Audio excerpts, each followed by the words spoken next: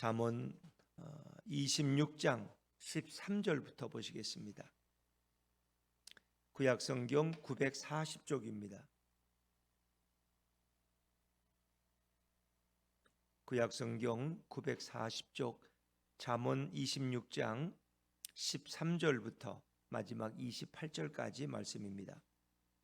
13절부터 저와 여러분이 한 절씩 교독하십니다. 게으른 자는 길에 사자가 있다, 거리에 사자가 있다 하느니라. 문짝이 돌적이를 따라서 도는 것 같이 게으른 자는 침상에서 도느니라. 게으른 자는 그 손을 그릇에 놓고도 입으로 올리기를 괴로워하느니라. 게으른 자는 사리에 맞게 대답하는 사람 일곱보다 자기를 지혜롭게 여기느니라.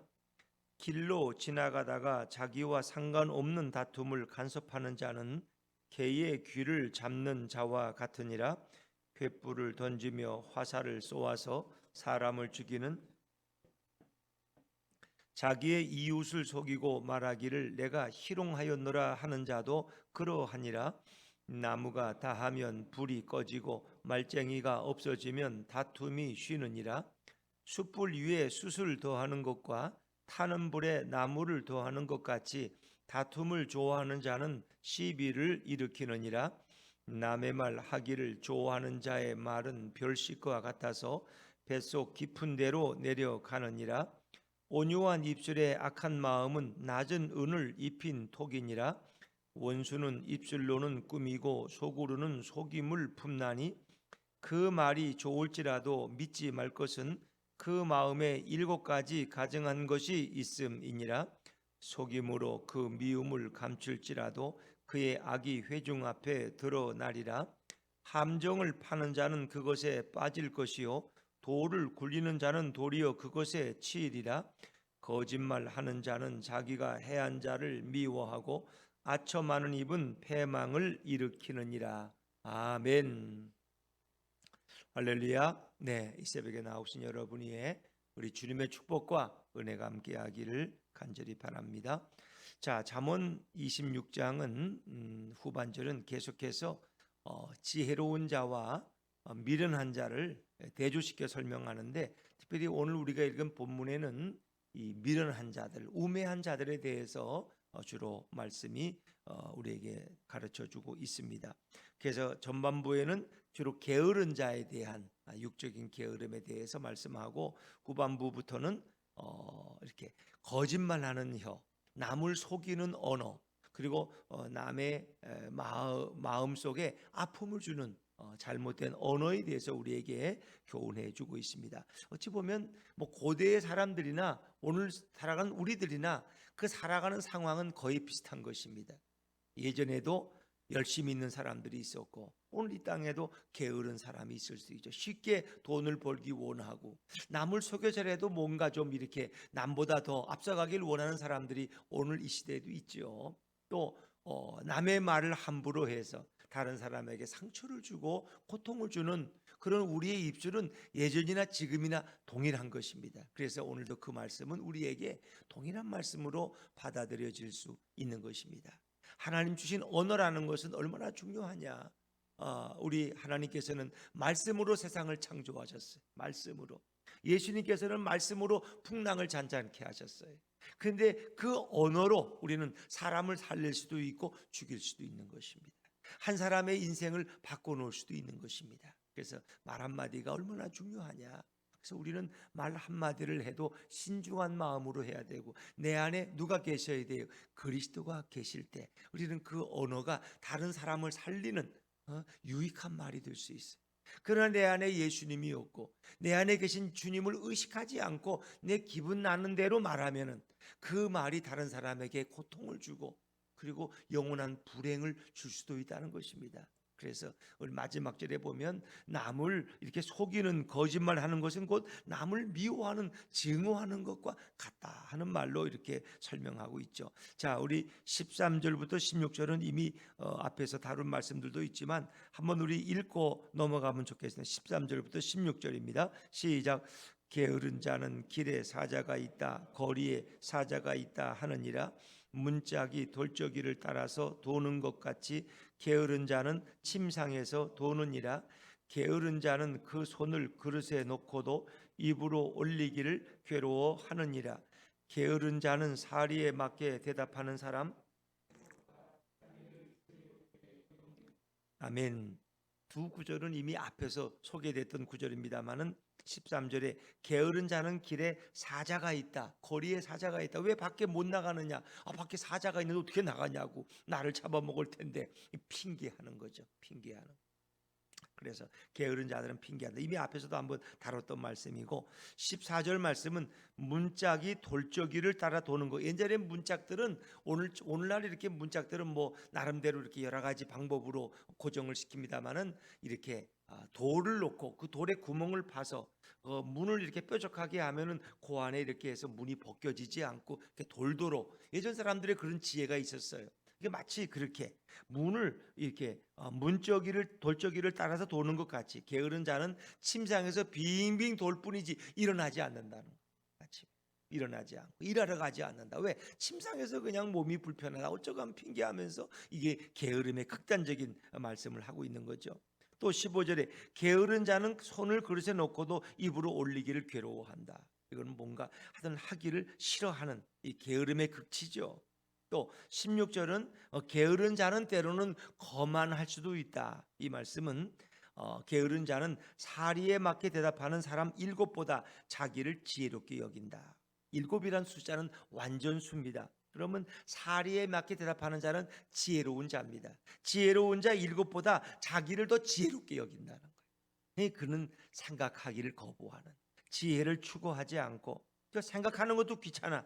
그러니까 다른 사람의 말은 다 틀렸고 내 말만 옳다 하는 이런 생각을 거부하는 게으른 자, 이런 자들을 이제 설명하는 거죠. 그래서 게으른 자들은 자기를 제일 지혜롭게 여기는 이런 우를 범할 수 있다. 뭐 이렇게 땀 흘리며 열심히 일하느냐, 나처럼 이렇게 편하게 살 수도 있는데 이제 이 게으름은 육적인 게으름을 이제 생각한다면 빈궁이 도적같이 임하겠죠. 그러나 이제 보면 이 말씀은 우리에게 영적인 게으름도 동시에 말씀해주고 있습니다. 우리가 하나님을 섬기는 일에 너무 지나치게 게으르면 영적인 게으름이 있어서 말씀도 읽지 않고 기도도 하지 않고 정말 주님이 명령하신 그 말씀의 실천을 우리가 거부한다면 그 사람의 영혼은 어떻게 되겠느냐 하는 거지요.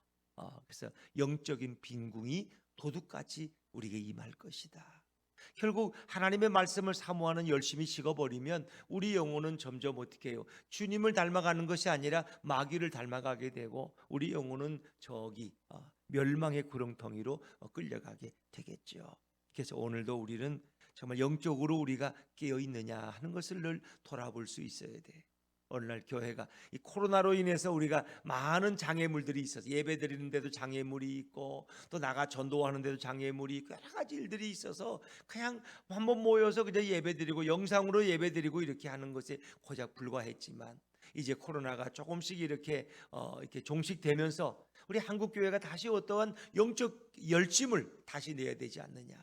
뭐 열심이라는 건 꼭 길거리 나가서 전도하고 전도지 돌리는 것만 열심이 아니라 내가 오늘 이 시대에 그리스도인으로서 어떻게 살 것이냐, 내가 오늘 먹든지 마시든지 무엇을 하든지 하나님의 영광을 위해서 어떻게 살 것이냐, 정말 주님이 이 시대에 기뻐하는 일이 무엇인가 하는 것으로 내 삶을 주님의 복음의 도구로 드릴 수 있는, 그리고 나를 통해서 주님의 뜻이 드러날 수 있다면 그 사람은 영적으로 열심히 있는 사람이고 근실한 사람이라고 말할 수 있을 것입니다.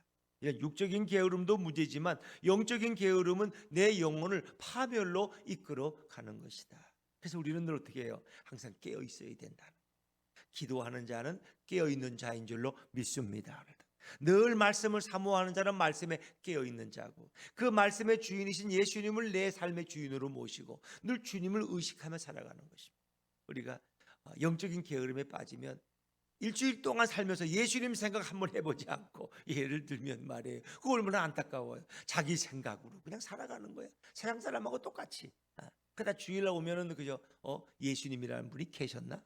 그렇게 한번 생각하고 또 세상에 나가면 세상에 또 세속화에 이끌려서 그렇게 살아가는 인생이라면 얼마나 안타까우냐. 그러나 24시간 주님을 모시고 주님의 뜻이 무엇일까? 주님이 오늘 나에게 뭘 원하실까? 오늘 나에게 주님이 뭘 말씀하실까? 늘 주님을 의식하고 살아가는 인생이라면 영적으로 깨어있는 삶이라고 말할 수 있겠죠. 자, 우리 좀 더 나아가 봅니다. 이거는 이제 남의 일에 불필요하게 끼어드는 이런 어리석은 자에 대해서, 그래서 다 게으른 자, 우매한 자, 어리석은 자, 남의 말 하는 자, 또 말다툼 좋아하는 자는 다 이렇게 우매한 자들, 지혜자가 아니고 어리석은 자들이 행할 행동. 이건 예수님이 없고 하나님을 모르는 자들이 이런 삶을 살아가기가 쉽다는 겁니다. 자, 17절 말씀을 한번 같이 읽어볼까요? 17절입니다. 시작. 길로 지나가다가 자기와 상관없는 다툼을 간섭하는 자는 개의 귀를 잡는 자와 같으니라.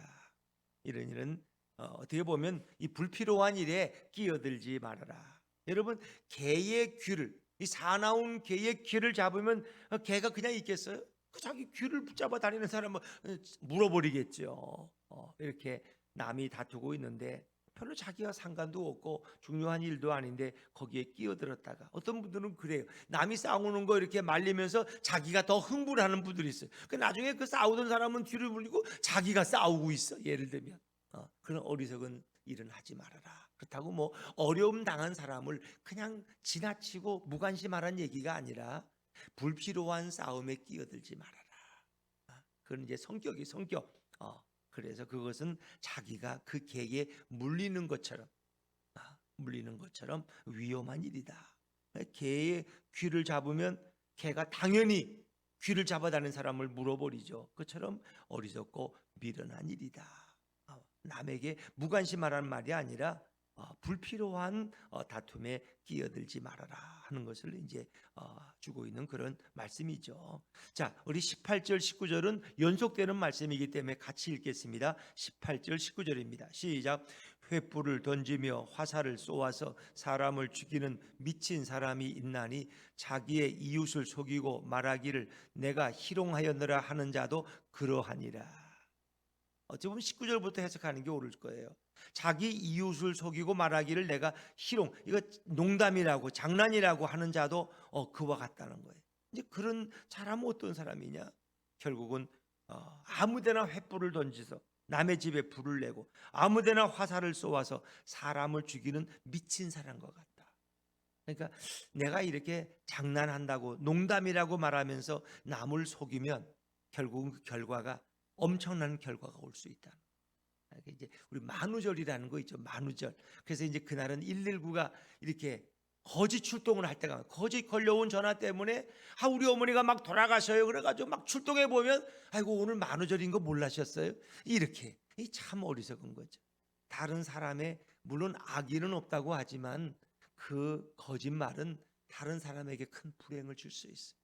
어머니가 아들을 너무너무 바래. 아들이 돌아올 때가 돼서 어머니가 아들을 위해서 막 음식도 준비하고 그냥 아들을 위해서 그냥 모든 걸 다 준비해. 그 아들 만나는 게 어머니의 기쁨이야. 그런데 친구들이 와가지고 친구들만 봐서 우리 아들은 어디 있냐? 아들은 오다가 교통사고 나서요 그냥 병원에 실려갔는데 지금 심각한 상태예요. 엄마를 놀리려고 너무 아들을 사랑하니까. 그런데 엄마가 그 말을 듣고 심장마비로 돌아가셨다면 어떻게 되겠어요?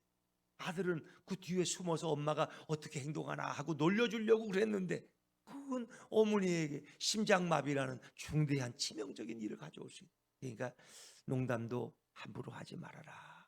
잘못된 농담은 다른 사람을 큰 위험으로 끌고 갈 수 있다 하는 거죠. 그래서 성경 자체는 이렇게 속이는 것에 대해서는 무조건 반대하는, 농담으로라도 남을 속이지 말아라. 이거 농담이야, 농담. 그 농담 때문에 죽은 사람이 한두 명이 아니라니까요. 자기는 농담으로 얘기하고 재미로 하지만 그것 때문에 고통당하는 사람이 너무나 많다는 것이. 그것은 아무데나 횃불을 던져서 남의 집을 불태우는 자, 아무데나 화살을 쏘아서 사람을 죽이는 미친놈과 같은 일이다. 그래서 그리스도인들은 우리 입술에 늘 진실말을 말하고 정직만을 말하는 사람이 되어야 된다. 왜? 내 안에 정직하고 순결하신 예수님을 모시고 살아가야 되니까. 그래서 남들이 하는 이 잘못된 이런 그래서 직장에서 이렇게 왕따 당하는 분들을 보면은 왕따 당하다가 너무 힘들어서 자살하는 그런 젊은이들도 있잖아요. 근데 그 직장의 선배들이 그냥 장난으로 속이는 거야. 문서를 옆에 놨는데 누가 뒤로 서랍에 감춰버리고 없다고. 뭐 당황하는 모습 보고 재미있어하고 나중에 이제 다 끝난 다음에 내어주고. 근데 이 친구는 그게 큰 충격이 되는 거예요. 그 선배들의 악의 없는 농담이라고 하지만 그거는 악의가 있는 거예요. 다른 사람을 괴롭히는 거. 그리고 그가 어쩔 줄 몰라 하는 게 그렇게 즐겁고 재미있는 거야. 남을 괴롭히고 그가 당황하는 걸 즐겨하는 사람은 그 마음이 사단이 그 마음을 지배하고, 성경은 그 자체를 거부하고 있다는 거예요. 더구나 다른 사람의 말에 끼어들어서 이렇게 다른 사람을 말로 인해서 괴롭히는 것도 성경은 금하고 있죠. 그래서 말쟁이, 다툼을 좋아하는 자라고 표현하는데, 자 20절 21절 말씀도 한번 읽어보죠. 20절 21절 같이 읽습니다. 시작.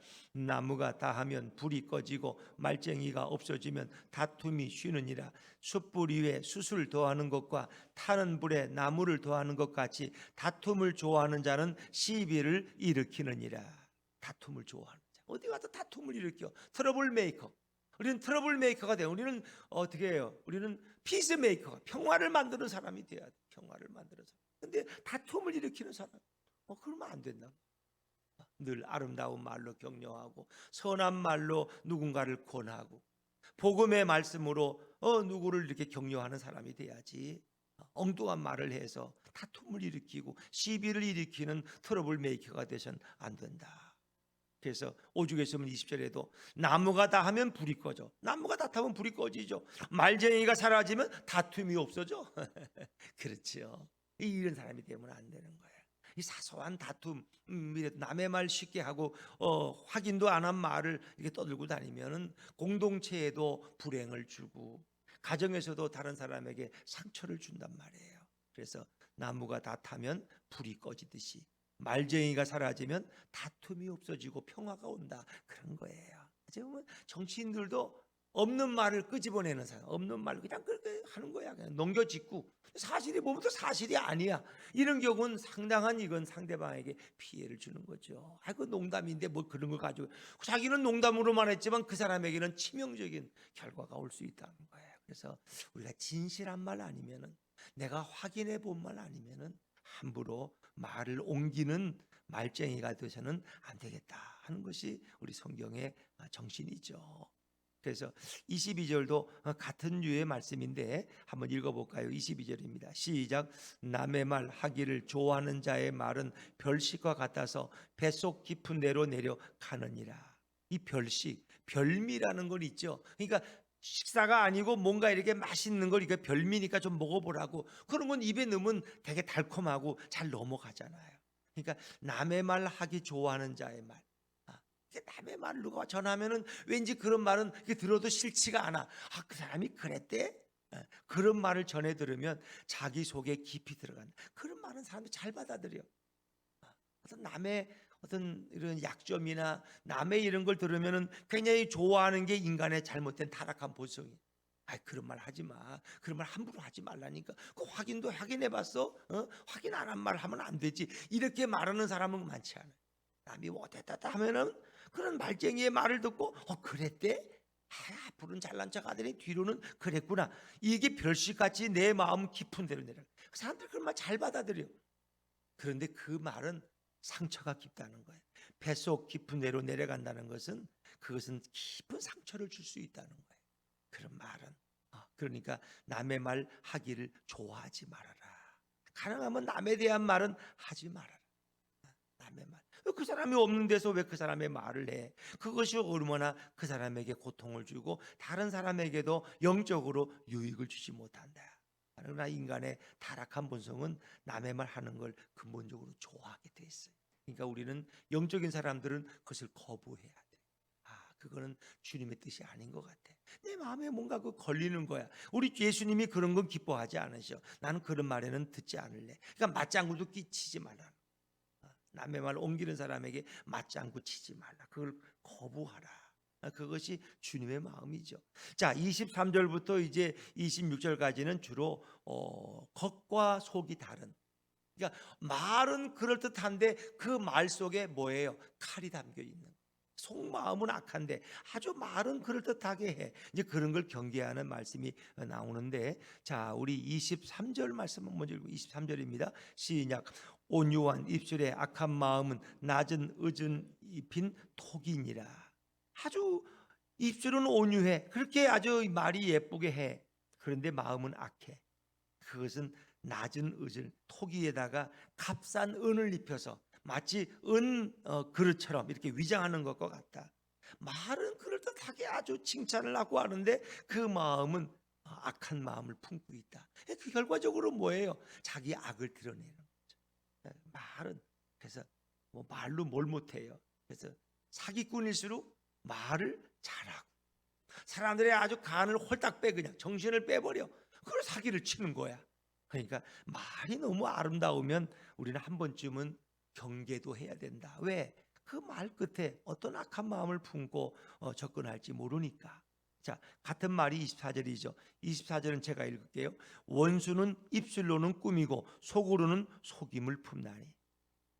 나를 해치고자 하는 자는 입술로는 아주 화려하게 말해, 아주 좋은 말만 다해. 근데 속으로는 뭐예요? 결국 속임을 가지고 있어서 나를 해치려는 목적을 가지고 내게 접근하는 것이라. 그러니까 우리 그리스도인들은 말과 우리 속마음도 같이 일치해야 된다. 마음은 미워 죽겠는데 아주 말로는 그럴듯하게 이것을 경계한다는 거죠. 자, 26절 말씀도 읽고 26절입니다. 26절. 우리 25절이네요. 25절 시작.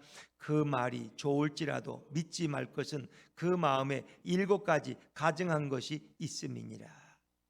그래서 우리가 뭐 그렇다고 남의 말을 무조건 의심하는 버릇을 가져서는 안 되지만은 늘 우리는 경계하는 지혜도 가져야 된다. 경계하는. 왜? 아무리 그 말이 좋아 보여도 그걸 함부로 믿으면 안 된다는. 왜? 그 마음에 7가지 가증한 것. 7가지라는 거 완전수예요. 모든 악한 것을 다 가지고 있는 그런 사람일 수 있다는 거예요. 그러니까 말만 보고 판단하지 말아라. 사람을 판단할 때는 좀 이렇게 생활해 보고 지나보고 판단해야지 말만 그렇듯하다고 거기에 속아서는 안 된다는 거예요. 그래서 우리 믿는 자들에게도 성경은 뭐라 그래요? 너희가 비둘기같이 순결하고 또 뭐같이? 뱀같이 지혜로워하라. 뱀은 우리가 기분 안 좋잖아요. 근데 뱀을 이제 지혜롭다 그러는데 우리 그리스도인들도 예수님 말씀에 뱀같이 지혜로움도 있어야 된다. 그냥 남의 말을 함부로 믿는다면 오히려 그것 때문에 믿은 것 때문에 내가 마음의 고통을 입으면은 나중에 사람들을 다 의심하게 돼.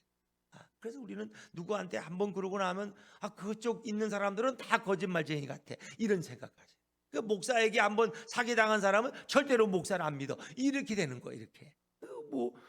그렇게 진실한 사람도 많지만은 우리는 이렇게 어떤 편견, 선입관 때문에 사람들을 의심하기 시작하면, 그러니까 우리가 늘 지혜로운 자가 돼서 주님 앞에 묻고, 주님 어떻게 하면 좋을까요? 주님의 뜻이 무엇이에요? 늘 이렇게 물어요. 왜? 인간의 생각은 그걸 다 알 수가 없어요. 사람의 속을 어떻게 알겠어요? 한 길 우물 속은 10길 우물 속은 알아봐도 한 길 사람 한치 사람 속은 모르는 거예요. 그 때문에 우리는 늘 함부로 판단하지 말고 늘 지혜롭게 기도하고 분별해라. 이제 그런 것이 주는 것이고, 또 남을 속이는 인생은 그건 주님이 없는 자들이 하는 일이죠. 그래서 26절도 제가 읽을게요. 속임으로 그 미움을 감출지라도 그의 악이 회중 앞에 드러나리라. 결국 사람을 쉽게 속일 수 있지만 결국 그 악은 언젠가는 다 드러내고 만다. 그러니까 우리는 정직이 최선의 방책이다 하는 그런 속담도 생각할 수 있죠. 그러나 이제 우리 속에 주님이 계시다면 그 사람의 마음은 어제나 오늘이나 동일한 거예요. 왜? 주님은 우리에게 늘 진실만을 가르쳐 주시니까. 그러나 예수님이 없고 하나님을 모르는 사람은 그래서 오늘은 이렇게 말하고 또 내일은 저렇게 말하고 그 말이 종잡을 수 없고 결국 그 악은 언젠가는 다 만천하에 드러나고 만다. 그러니까 우리가 예수님을 믿고 주님을 내 인생의 주인으로 모시고 살아가는 것이 얼마나 중요하냐 하는 것을 성경은 말씀하고 있는 것이죠. 자, 27절 말씀도 이어서 27절입니다. 시작. 함정을 파는 자는 그것에 빠질 것이요 돌을 굴리는 자는 도리어 그것에 치이리라. 함정을 팠다가 결국 자기가 그 함정에 빠지는 결과, 돌을 굴리다가 자기가 그 돌에 치여서 죽는 그런 경우가 온다. 이것은 남을 속이려 하면 결국 자기가 파는 구덩이에 자기가 빠지는 일도 있다. 성경에 그런 사람이 있죠. 하만이라는 사람이 어떻게 했어요? 모르드게가 너무 미워가지고 에스더의 그 작은 아버지인 모르드게가 너무 건방지고 싫어서 이 하만이 왕에게 이렇게 이제 건의해서 장대를 높이 세워놓고 이 모르드게를 그 장대에 세우려고 그렇게 했죠. 그런데 결국 어떻게 했어요? 자기가 그 장대에 달리잖아요. 하만이. 이게 어리석은 거예요. 다니엘을 사자굴에 집어넣으려고 거짓말로 고했던 바벨론의 페르시아 파사 제국의 대신들이 결국 어떻게 했어요? 다니엘은 사자굴에서 보호받고 자기들이 그 사자굴 속에 다 던져져서 죽잖아요. 자기가 파놓은 함정에 자기가 빠지는 거예요. 그러니까 남을 해치려고 하는 자는 결국은 자기의 함정에 자기가 빠질 확률이 많다. 이것이 어리석은 거죠. 푸틴이라는 사람이 이런저런 일로 전쟁을 일으켰지만은 푸틴에 대해서 우리가 정신이 이상하다, 좀 치매가 왔다 그런 이제 이야기들이 많이 나오잖아요. 그 전쟁이 결국은 푸틴에게 무슨 도움이 되겠어요? 도움이 잘 되죠. 오히려 많은 국민들을 고통으로 물어넣고 또 그것만 아니라 세계가 밀가루 값이 폭등해 가지고 가난한 나라들은 먹지 못해서 이제 죽어가는 사람들이 이제 나오게 되고 양식을 왜 그들은 양식이 빵인데 그 빵의 원료는 밀가루야. 이 밀가루의 주 원료 공급지가 러시아와 우크라이나야. 그 전쟁이 나니까 그거를 수출을 못해. 러시아는 수출할 수 없고 전쟁 종주국에 우크라이나는 러시아 때문에 그걸 싣고 나갈 수 없으니까 집에 쌓아놓고 창고에 가득 차 있는데 한쪽에서는 굶어 죽어가는 이런 일들. 그러니까 수많은 사람을 고통으로 몰아. 자기의 야욕이 결국 어리석은 거죠. 가장 우매한 자들이에요. 승산 없는 아무 명분 없는 싸움을 끌고 있는 푸틴의 어리석음. 그게 무슨 하나님을 알고 그가 무슨 예수가 있겠어요. 이게 우매하고 미련한 자. 자기 인생도 파멸로 이끌고 수많은 사람들을 결국 고통으로 이끄는 명분 없는 전쟁을 지속하고 있는 푸틴의 어리석은 모습을 우리가 보는 거죠. 우리는 오늘도 어리석은 인생이 되서는 안 돼. 남에게 유익을 주는 자가 되고 하나님 앞에 영광을 돌리는 인생이 돼야 할 줄로 믿습니다. 자, 28절 말씀 마지막입니다. 28절 시작. 거짓말하는 자는 자기가 해한 자를 미워하고 아첨하는 일은 아멘. 거짓말하는 자는 결국은 자기가 해치는 자를 미워. 거짓말은 늘 미움이야. 증오와 똑같아. 증오와. 거짓말은 결국 작은 거짓말일지라도 그건 남을 극도로 증오하고 미워하는 것과 같은 것이다. 결과를 그렇게 되니까 아첨하는 입은 결국 스스로 패망을 일으키는 어리석은 입이다. 그래서 성경은 늘 우리 입술에 파수꾼을 세워달라고 기도하게 하잖아요. 그래서 우리가 마음의 세례만이 아니라 입술의 세례를 받아야 돼. 내 입이 거듭나게 하옵소서. 내 입술이 그래서 진실한 말만 하고 복음의 말만 하고 사랑의 언어만 하고 용서의 언어만 말하는 그런 입술이 되게 해 주옵소서. 오늘도 내 입술의 언어를 통해서 누군가가 힘을 얻고 소망을 얻는 그런 하루가 되게 해 주십시오. 우린 그렇게 기도해야 돼요. 인간의 모든 악은 결국 입으로부터 또 그 근본적으로 마음으로부터 시작되는 거예요. 마음으로부터. 그래서 내 중심에 예수님을 모시는 마음이 너무 중요한 거예요. 예수님이 내 마음을 다스리고 예수님이 내 입술을 다스려 주셔서 그렇게 우리는 늘 기도해야 돼요. 그래서 오늘도 여러분의 입술을 통해서 누군가가 힘을 얻고 누군가가 격려받는 축복의 하루가 되시기를 주의 이름으로 축원합니다.